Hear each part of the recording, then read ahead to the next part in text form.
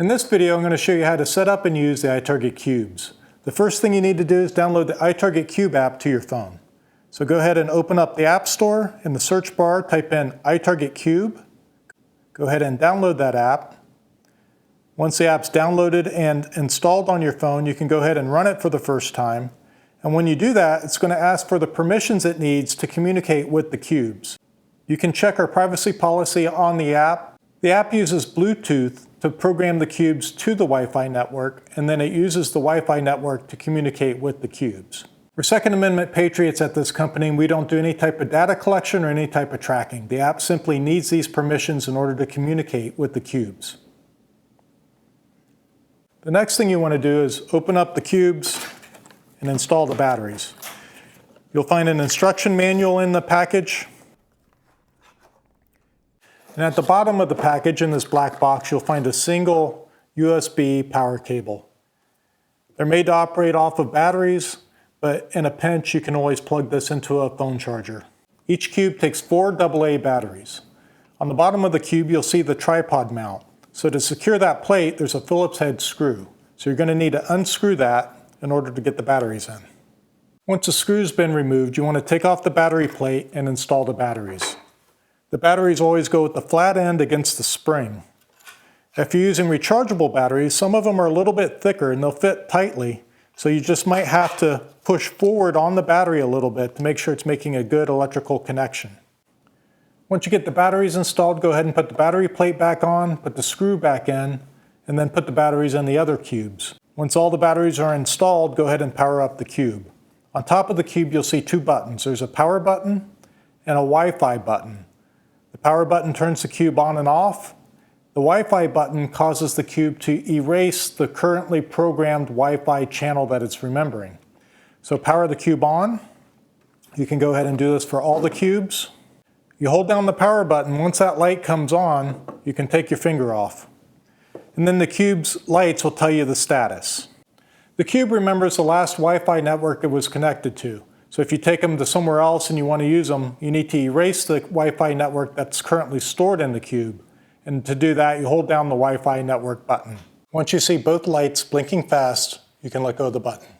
Connection interrupted. The cube will tell you that the connection was interrupted. This is a good idea to do the first time that you program the cubes. Start fresh and erase the Wi-Fi.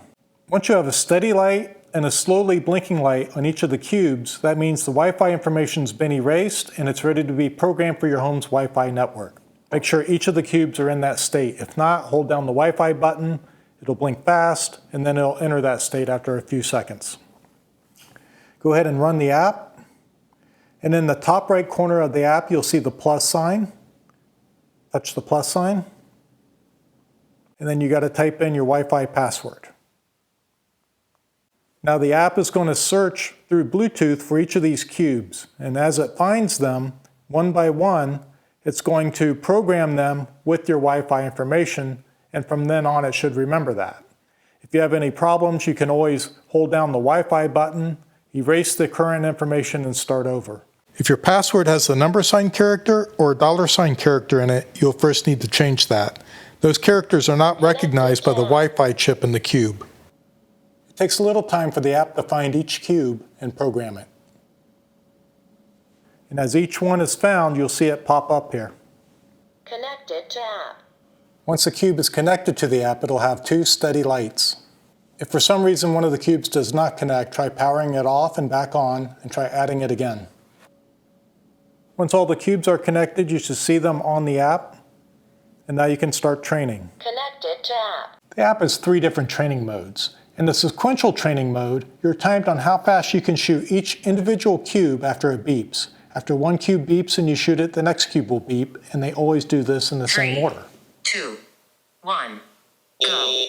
0.25, 0.25, 0.20.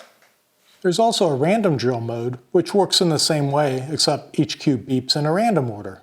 So after you shoot one cube, you don't know which cube's going to beep next, which makes it impossible to anticipate the next shot. 1, go. 0.28, 0.27, 0.22. Finally, there's a clearing drill mode.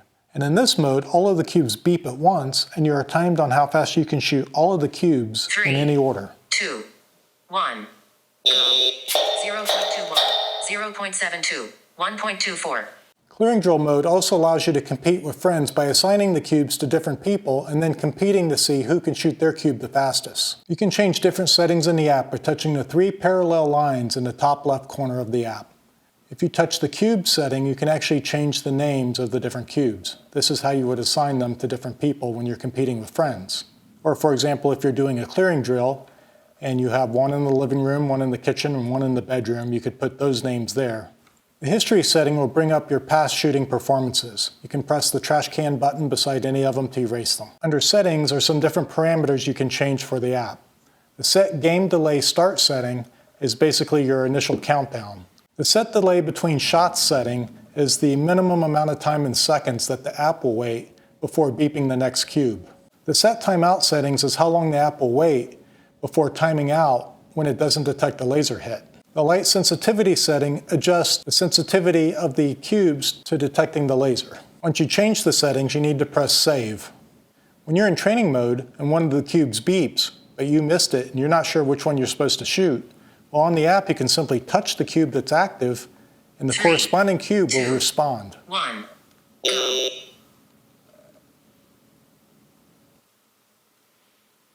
4.87.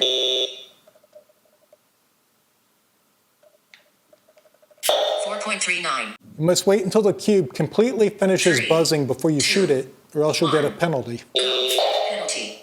Penalty. 0.01. In addition to the tripod mount on the bottom of the cube, there's a hole for mounting the cube on the wall with a screw. If you close the app to take a phone call or answer a text, the cubes will lose connection. Once you restart the app, the cubes will reconnect. Connected to app.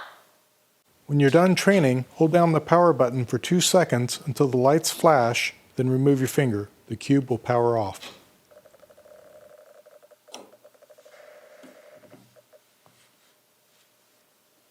The next time you go to use the cubes, just power them on and wait for them to connect to your Wi-Fi.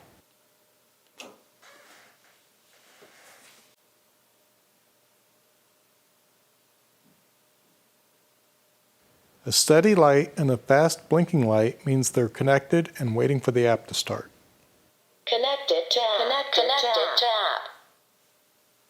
app. 3, 2, 1, go. 0.14, 0.09,